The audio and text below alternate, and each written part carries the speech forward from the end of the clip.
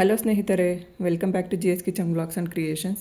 ಸ್ನೇಹಿತರೆ, ಯಾರೆಲ್ಲ ಹೊಸದಾಗಿ ನಾನು ಹಾಕುವಂಥ ವೀಡಿಯೋಸ್ನ ನೋಡ್ತಾ ಇರ್ತೀರಾ, ದಯವಿಟ್ಟು ಸಬ್ಸ್ಕ್ರೈಬ್ ಮಾಡ್ಕೊಂಡಿಲ್ಲ ಅಂದರೆ ಸಬ್ಸ್ಕ್ರೈಬ್ ಮಾಡಿಕೊಂಡು ವೀಡಿಯೋನ ನೋಡಿ ಅಂತಲೇ ಕೇಳ್ಕೊತೀನಿ. ಹಾಗೆಯೇ ಇವತ್ತಿನ ಡಿಸೈನ್ನ ನಾನು ಸ್ಯಾಂಪಲ್ಗೆ ಅಂತಲೇ ತೋರಿಸ್ಕೊಡ್ತಾ ಇದ್ದೀನಿ ಸ್ನೇಹಿತರೆ.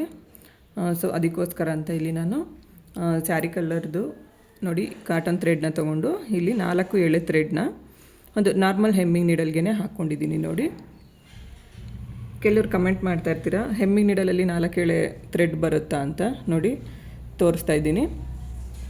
ಹೆಮ್ಮಿಂಗ್ ನೀಡಲ್ಲೇ 4 ಎಳೆ ಥ್ರೆಡ್ನ ಹಾಕ್ಕೊಂಡಿದ್ದೀನಿ. ಅದು ಡಬಲ್ ಆದಾಗ ನಮಗೆ ನೋಡಿ ಈ ರೀತಿ ಡಬಲ್ ಮಾಡ್ಕೋಬೇಕು. ಎಳ್ಕೊಂಡಾಗ ಥ್ರೆಡ್ ಡಬಲ್ ಆಗುತ್ತೆ. ಸೊ ಈಗ ನಮಗೆ ಇಲ್ಲಿ 8 ಎಳೆ ಥ್ರೆಡ್ ಆಗಿರುತ್ತೆ. 8 ಎಳೆ ಥ್ರೆಡ್ನ ಈ ಥರ ಎಲ್ಲ ಕರೆಕ್ಟಾಗಿ ಸ್ಟ್ರೈಟಾಗಿ ನೋಡಿಕೊಂಡು ಕೆಳಗಡೆ ಈ ರೀತಿ ಒಂದು ನಾಟ್ನ ಮಾಡ್ಕೋಬೇಕು. ನೋಡಿ ಈ ಥರ ಒಂದು ನಾಟ್ ಮಾಡಿ ಥ್ರೆಡ್ನ ಪೂರ್ತಿಯಾಗಿ ರೆಡಿ ಮಾಡಿ ಇಟ್ಕೋಬೇಕಾಗತ್ತೆ. ಡಿಸೈನ್ ಯಾವ ರೀತಿ ಹಾಕೋದು ಅಂತ ತೋರಿಸ್ಕೊಡ್ತೀನಿ. ಸೊ ನಾನು ಅದಕ್ಕೋಸ್ಕರ ಅಂತ ಈ ಥರ ಡ್ರಮ್ ಬೀಡನ್ನ ತೊಗೊಂಡಿದ್ದೀನಿ. ನಾನು ಒಂದೇ ಡಿಸೈನ್ನ 2 ಥರ ಯಾವ ರೀತಿ ಹಾಕ್ಬೋದು ಅಂತ ತೋರಿಸ್ಕೊಡ್ತೀನಿ ಸ್ನೇಹಿತರೆ. ಈಗ ಥ್ರೆಡ್ ರೆಡಿ ಮಾಡ್ಕೊಂಡಿರ್ತೀವಲ್ಲ, ಫಸ್ಟು ನಾನು ಆಗಲೇ ಹೇಳ್ದಾಗೆ ಸೀರೆ ಕಲರ್ದೇ ನಾವು ಕಾಟನ್ ಥ್ರೆಡ್ನ ತೊಗೋಬೇಕಾಗತ್ತೆ. ಫಸ್ಟ್ ನೋಡಿ ಈ ರೀತಿ ಥ್ರೆಡ್ನ ಒಂದ್ಸರಿ ಲಾಕ್ನ ಮಾಡ್ಕೋಬೇಕು. ನೋಡಿ ಟೈಟಾಗೆ ಈ ಥರ ಒಂದು ಲಾಕ್ ಮಾಡ್ಕೋಬೇಕು. ಆವಾಗ ನಮಗೆ ಥ್ರೆಡ್ ಬಿಚ್ಚೋಗುತ್ತೆ ಅಂತ ಭಯ ಇರೋದಿಲ್ಲ. ಮತ್ತು ಮೈನ್ ಏನಂದರೆ ಈ ಡಿಸೈನ್ಗೆ ನಾವು ಈ ಥರ ರೆಡಿ ಕುಚ್ಚುಗಳನ್ನ ಮಾಡ್ಕೋಬೇಕಾಗತ್ತೆ. ನೋಡಿ ಈ ಥರ ರೆಡಿ ಕುಚ್ಚುಗಳನ್ನ ಯಾವ ರೀತಿ ರೆಡಿ ಮಾಡ್ಕೊಳ್ಳೋದು ಅಂತ ಆಲ್ರೆಡಿ ನಾನು ವೀಡಿಯೋನ ಮಾಡಿ ಹಾಕಿದ್ದೀನಿ ಸ್ನೇಹಿತರೆ. ಸೊ ತಮ್ನೈಲ್ ಕೂಡ ಅದೇ ಥರನೇ ಹಾಕಿದ್ದೀನಿ, ಯಾವ ರೀತಿ ರೆಡಿ ಮಾಡ್ಕೊಳ್ಳೋದು ಅಂತ. ನಿಮಗೇನಾದರೂ ಗೊತ್ತಾಗಿಲ್ಲ ಅಂತಂದರೆ ನಂದು ಹಳೆ ವೀಡಿಯೋಸ್ನ ನೋಡಿದ್ರೆ ನಿಮಗೆ ಯಾವ ರೀತಿ ಮಾಡೋದು ಅನ್ನೋದಕ್ಕೆ ಒಂದು ಕ್ಲಾರಿಟಿ ಸಿಗುತ್ತೆ. ಸೊ ನೋಡಿಕೊಂಡು ರೆಡಿ ಮಾಡ್ಕೊಳ್ಳಿ. ಈಗ ಇಲ್ಲೇನು ನಾವು ಥ್ರೆಡ್ನ ಲಾಕ್ ಮಾಡ್ಕೊಂಡಿದ್ದೀವಲ್ವಾ, ಸೊ ಅದೇ ನೀಡಲ್ಗೆ ಬೀಡ್ಸ್ನ ಹಾಕ್ಕೋಬೇಕು. ಫಸ್ಟು ನಾನಿಲ್ಲಿ ಒಂದು ಡ್ರಮ್ ಬೀಡನ್ನ ಯೂಸ್ ಮಾಡ್ಕೋತಾ ಇದ್ದೀನಿ. ಅದಾದಮೇಲೆ ಸ್ಮಾಲ್ ಬೀಡ್ಸ್ನ ತೊಗೋಬೇಕು. ಸ್ಮಾಲ್ ಗೋಲ್ಡ್ ಬೀಡ್ಸ್ ಏನಿರುತ್ತೆ ಅಲ್ವಾ, ಅದನ್ನು ತೊಗೋಬೇಕಾಗತ್ತೆ. ನೋಡ್ಕೊಳ್ಳಿ, 5 ಅಥವಾ 6 ಬೀಡ್ಸ್ ಬೇಕಾಗ್ಬೋದು. ಸೊ ನೋಡಿಕೊಂಡು ಹಾಕ್ಕೋಬೇಕಾಗತ್ತೆ. ಈಗ ಇಲ್ಲಿ ನಾನು 5 ಬೀಡನ್ನ ಹಾಕ್ಕೊಂಡಿದ್ದೀನಿ. 5 ಬೀಡ್ ಹಾಕ್ಕೊಂಡು ಬೀಡ್ಸ್ನ ಈ ರೀತಿ ಹಿಂದೆ ತಳ್ಕೋಬೇಕು. ತಳ್ಕೊಂಡು ಈ ಡ್ರಮ್ ಬೀಡ್ ಏನಾಯ್ತಲ್ವಾ, ಸೊ ಅದರೊಳಗೆ ಮಾತ್ರ ನಾವು ಈ ರೀತಿ ನೀಡಲ್ಲಿ ಹಾಕಿ ಥ್ರೆಡ್ನ ಆಚೆ ತರಬೇಕು. ಆಚೆ ತಂದು ನೋಡಿ ಈ ಥರ ಬೀಡನ್ನ ರೆಡಿ ಮಾಡ್ಕೋಬೇಕು. ಆಚೆ ತಂದಾಗ ನಮಗೆ ಈ ಬೀಡ್ ಡಿಸೈನ್ ನೋಡಿ ಈ ರೀತಿ ಬರುತ್ತೆ.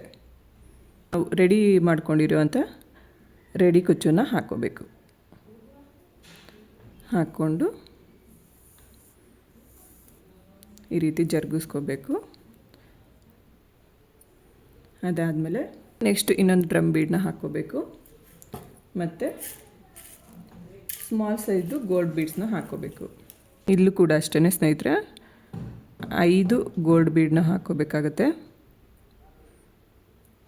ಹಾಕ್ಕೊಂಡು ಇದನ್ನು ಕೂಡ ಬೀಡ್ವರೆಗೂ ಈ ರೀತಿ ಎಳ್ಕೋಬೇಕು.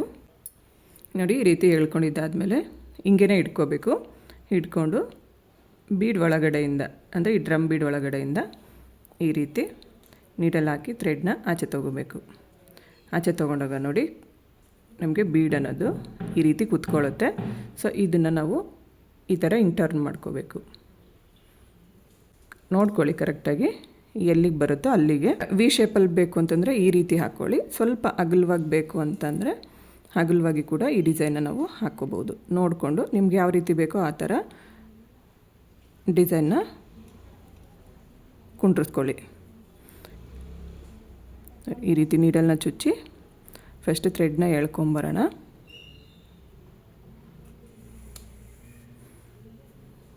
ಎಳ್ಕೊಂಡು ಮತ್ತು ಇನ್ನೊಂದು ಸರಿ ನೀಡಲ್ಲಿ ಹಾಕಿ ಥ್ರೆಡ್ನ ತಗೊಂಡು ಲಾಕ್ ಮಾಡ್ಕೋಬೇಕು. ಈ ಥರ ಲಾಕ್ ಮಾಡ್ಕೋಬೇಕು. ಇಲ್ಲಿ ನಾವು ಥ್ರೆಡ್ನ ಜಾಸ್ತಿ ಲೂಸ್ ಬಿಟ್ಕೊಳ್ಳೋದಕ್ಕೆ ಹೋಗಬಾರ್ದು. ಕರೆಕ್ಟಾಗಿ ನೋಡಿಕೊಂಡು ಟೈಟಾಗಿನೇ ನಾವು ಲಾಕ್ಗಳನ್ನ ಹಾಕೋಬೇಕಾಗತ್ತೆ. ಇಲ್ಲಿ ಇನ್ನೊಂದು ಸರಿ ನಾನು ಈ ರೀತಿ ಎಳ್ಕೊಂಡು ಲಾಕ್ ಮಾಡ್ಕೋತೀನಿ. ನೆಕ್ಸ್ಟ್ ಬೇಕು ಅಂತಂದರೆ ನೋಡಿ, ಇಲ್ಲಿ ಥ್ರೆಡ್ ಹಿಂದೆಗಡೆಯಿಂದ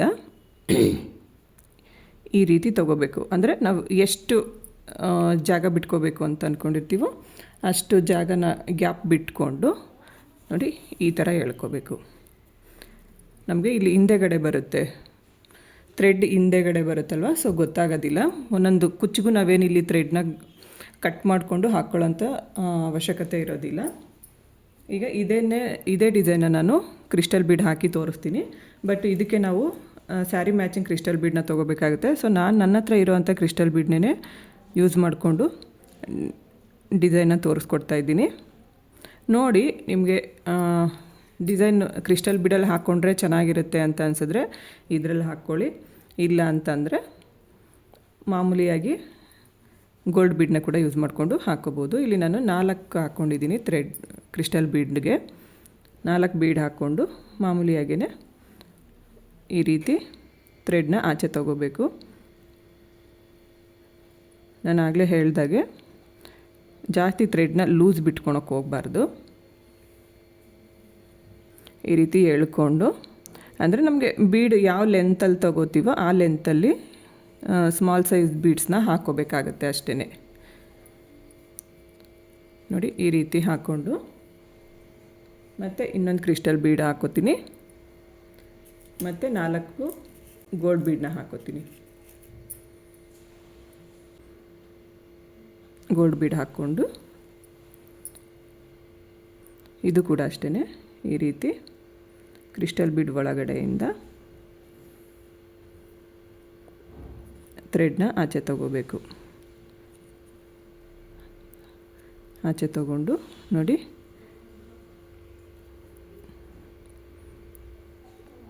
ನಾನು ಆಗಲೇ ಹೇಳಿದಾಗೆ ನಮಗೆ ಯಾವ ಶೇಪಲ್ಲಿ ಬೇಕೋ ಆ ಶೇಪಿಗೆ ರೆಡಿ ಮಾಡ್ಕೋಬೇಕಾಗತ್ತೆ.